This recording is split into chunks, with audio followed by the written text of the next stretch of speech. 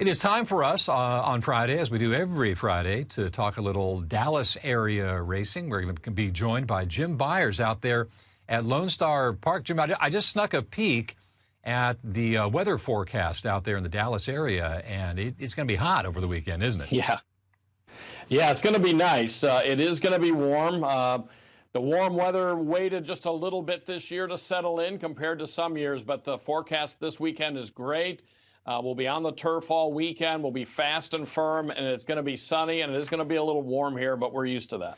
We're going to talk about a couple of allowance races over the weekend. Saturday's race number 3 at Lone Star Park on the main track at a mile is a state-bred first-level allowance. And I had to take a look at the maiden-breaking win for our 5-2 morning line favorite Highway Song. It was on the turf at Sam Houston, but good heavens, Jim, post number 12 in a 12-horse field, came away last, and then just inhaled that field. Yeah, and did it against a horse, Papa Rizzo, who came back and won his next start. Now, it's been 2 months since this horse ran. He's going to be my pick, even though I think he's probably a touch better on the turf. He has a win and a third. Both checks that he has cashed has been on the turf course, and this race is on the main track. But I have a feeling he's going to get a pretty good trip in here because there's a couple of speedsters where I'm just not sure about their ability to get that 2-turn mile distance. But, yeah, an incredible win.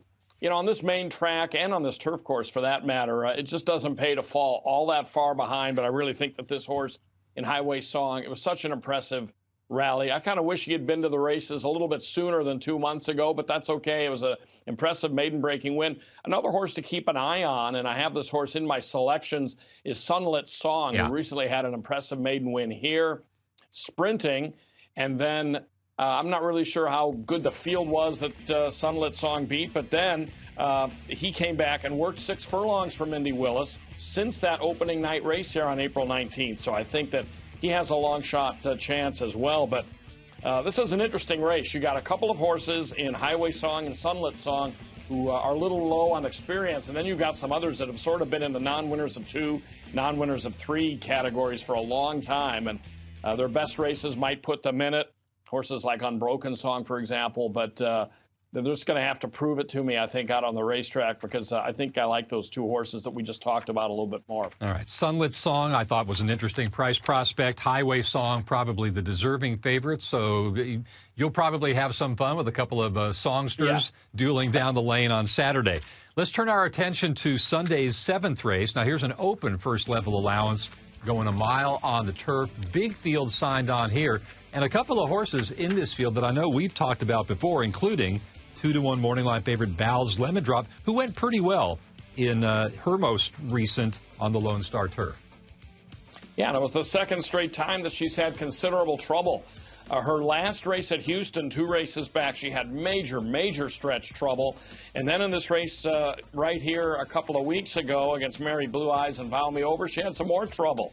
So she's been kind of a magnet for trouble. Steve Asmussen has her. He's only had her this calendar year, and she's done pretty well while in the Asmussen stable. She's done better than she did in the other barns that she was in. So I like her in this spot.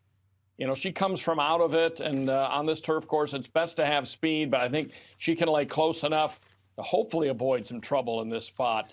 And one horse that might be a pace factor and could lead for quite a while here is the Carl Broberg trained Frigidish. 15-1 on the morning line, but puts blinkers on, shows a tendency to race toward the lead. Richard Aramia and Carl Broberg have been a very strong team this meet and earlier this year as well, I assume, in other places, but certainly here.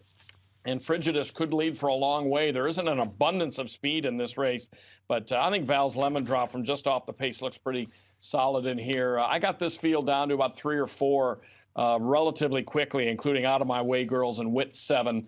And the 2 that I mentioned, Frigidish and Val's Lemon Drop. But it's an interesting big field, and it'll be part of our 10-race card on Sunday. It will be the kickoff leg of the late pick 4, which had a really nice pool on Sunday on Steve Sexton Mile Day. We did very well on Steve Sexton Mile Day. The total handle and the handle from simulcast land were the highest we've had here in quite a few years. And the pick 4 was popular on Sunday as well. Outstanding. You know, you and I, Jim, we're seeing these 2 allowance races very similarly, because Frigidish was the horse that caught my eye as well.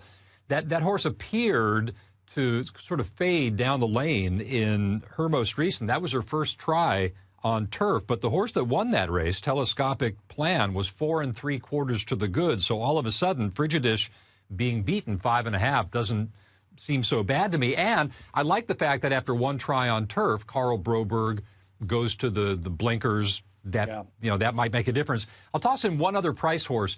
The number 10 horse here, Iron Cross, who's 20 to 1 on the morning line.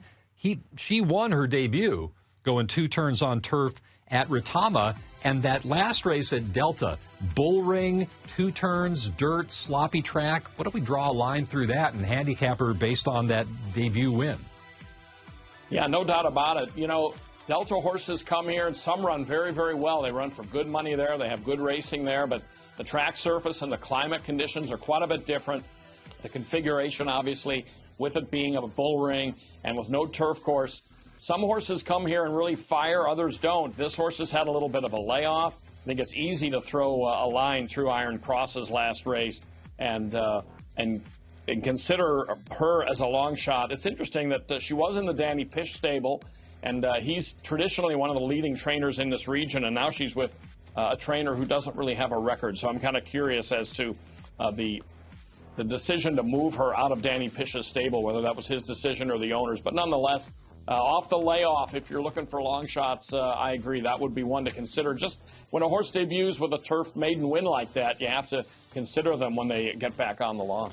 All right, we've been chatting with track announcer Jim Byers out there at Lone Star Park. Couple of good allowance races, which is the norm at Lone Star over the weekend. Full fields, a lot of contentious races, good challenges for handicappers. Jim, thanks as always. Thank you.